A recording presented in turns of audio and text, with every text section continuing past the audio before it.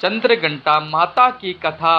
नवरात्रि का तीसरा दिन माँ चंद्रघंटा को समर्पित है। इस दिन माँ चंद्रघंटा की पूजा की जाती है।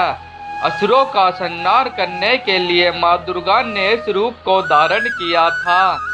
आइए जानते हैं पूजन विधि और कथा।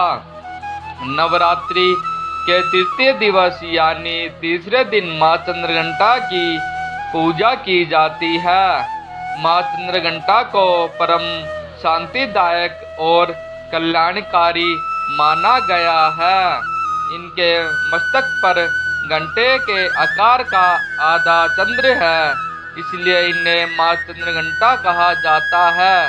अन्य विशेषताओं की बात करें तो इनके शरीर का रंग स्वर्ण के समान है। माँ चंद्रघंटा देवी के 10 हाथ है। इनके हाथों में शस्त्र अस्त्र विभूषित है। इनकी सवारी सिंह है। नवरात्रि में माँ चंद्रघंटा की पूजा का विशेष महत्व बताया गया है। मान्यता है कि जो भी व्यक्ति नवरात्रों में माँ चंद्रघंटा की पूजा विधि पूर्वक करता है उसे अलौकिक ज्ञान की प्राप्ति होती है। इस देवी की पूजा और उपासना से साहस और निडरता का बोध होता है। जो व्यक्ति माँ चंद्रघंटा की पूजा करते हैं उनमें माँ सौम्यता और विनम्रता का भी आशीर्वाद प्रदान करती है। माँ चंद्रघंटा की पूजा करने से रोग से भी मुक्ति मिलती है। पूजा विधि। पूजा आरंभ करने से पहले माँ चंद्रघंटा को केसर और केवड़ा जल से स्नान कराए। इसके बाद उन्हें सुनहरे रंग के वस्त्र पहनाए। इसके बाद माँ को कमल और पीले गुलाब की माला चढ़ाए।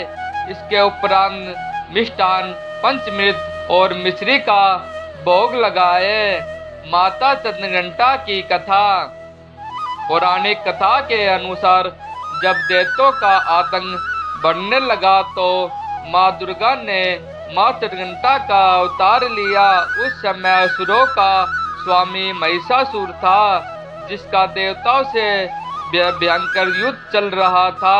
महिषासुर देवराज इंद्र का सिंहासन प्राप्त करना चाहता था।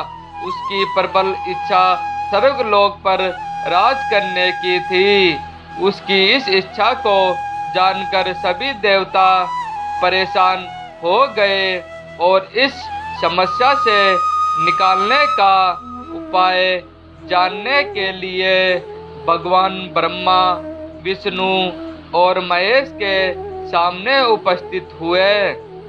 देवताओं की बात को गंभीरता से सुनने के बाद तीनों को ही क्रोध आया।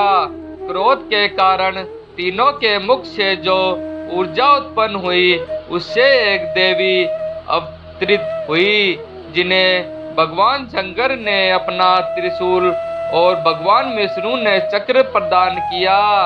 इसी प्रकार अन्य देवी देवताओं ने भी माता के हाथों में अपने अस्त्र सौंप दिए। देवराज इंद्र ने देवी को एक घंटा दिया। सूर्य ने अपना तेज और तलवार दी। सवारी के लिए सिंह प्रदान किया। इसके बाद माँ चंद्रघंटा महिषासुर के पास पहुंची।